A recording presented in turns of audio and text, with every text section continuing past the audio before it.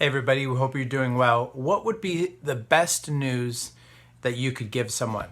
Like if you could imagine getting to tell a friend or a loved one or somebody you care about, maybe even a perfect stranger, some amazing news, what would be the thing that you would have pop into your mind about that would be amazing to get to tell them that?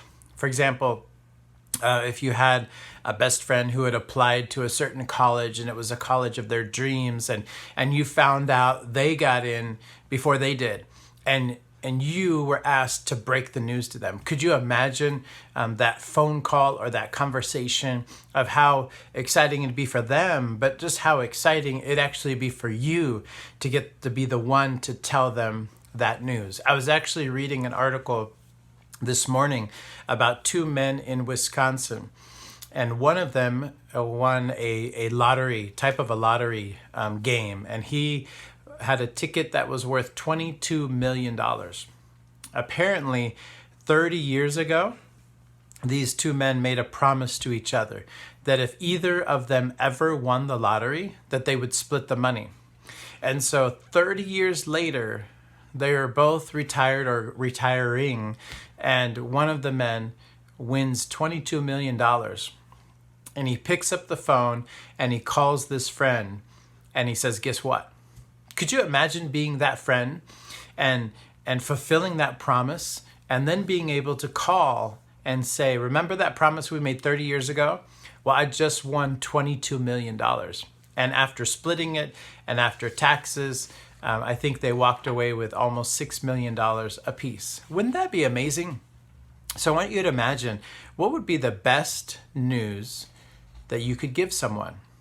Because to truly understand the beatitude of today, we need to have that type of a mindset to understand what's the best news we could give someone, what it would feel like to give someone that much news, that amazing news in their lives. I'm going to read out of Matthew 5, verse 9.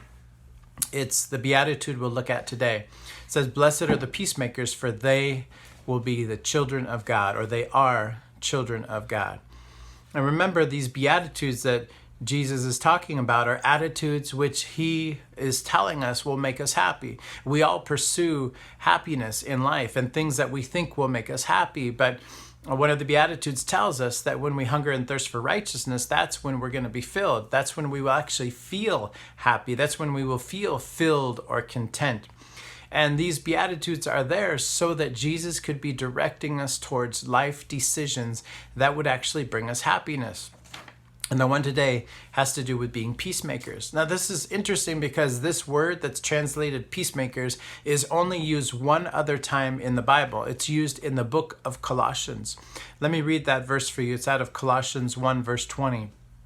It says this, for it was the Father's good pleasure for all of the fullness to dwell in Jesus, and through Jesus to reconcile to all things to himself, having made peace, and that's where the word shows up, having made peace through the blood of his cross.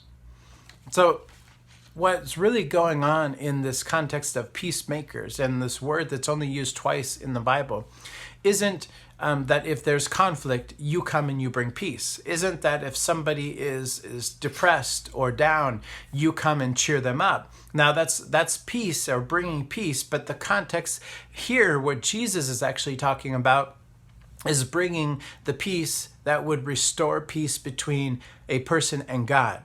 Now keep in mind, there's a lot of verses in the Bible that allude to the fact that Jesus came and because of his sacrifice, he brought peace. He restored peace between humans and God, and that relationship has been reconciled between the two. So now, because of Jesus' sacrifice on the cross, now we can have peace with God.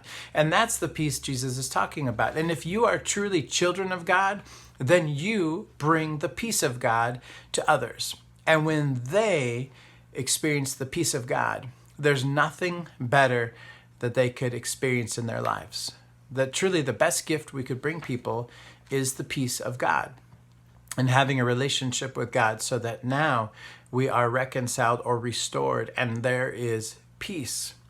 Jesus himself is called the Prince of Peace in the Bible. And so this whole idea of being peacemakers is the fact that you are bringing the story of what it would take to have peace between someone and God and allow their hearts to be at peace because they know that they've been forgiven and because they know about Jesus' sacrifice. And all of these Beatitudes, they have a blessed are you if you do this, because this will happen, right? So blessed are the peacemakers, for they are children of God. And so what's amazing to keep in mind is something that Jesus assumes should naturally happen if you are a child of God, if you know God, is that you bring the story of the peace of God through Jesus' sacrifice wherever you go. Now just imagine this friend who won the lottery. He calls his friend and he gives him the good news. And that friend picks up the phone and he hears the story. I imagine his jaw drops. What does he do? There's no way that he doesn't tell anybody. He probably calls his wife if he has a wife, calls his kids if he has kids, calls his neighbors, calls his best friends, calls his brother or sister if he has them. As soon as he gets this news that, hey, my friend just fulfilled a promise we made 30 years ago, and we're splitting $22 million, and after taxes, I'm going to take home almost $6 million. He doesn't tell the world probably at this point because he's worried about people taking his money, maybe, but he tells his friends, he tells people he loves, he tells people he's close to, he tells people he cares about. There's no way he keeps it to himself.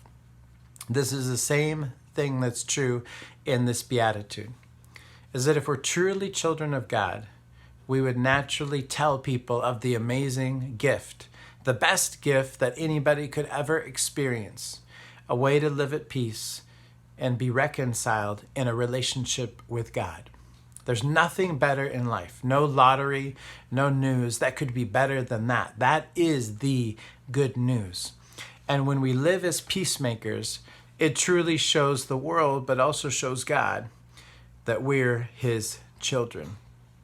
And throughout the Bible, and especially from the book of Acts onward, you see stories of people leaving jobs, leaving careers, leaving safety and leaving security to simply bring this message of peace to other people. And you never see them regretting it. You see them rejoicing. You see them excited even when they're persecuted or thrown in jail because they're out there bringing this message of peace. And something about doing that in their lives makes them extremely happy, full of joy, and something that they can't be taken away. And you see this time and time again in the followers of Christ in the New Testament after Jesus is resurrected, is that when they bring this message of peace, they're happy.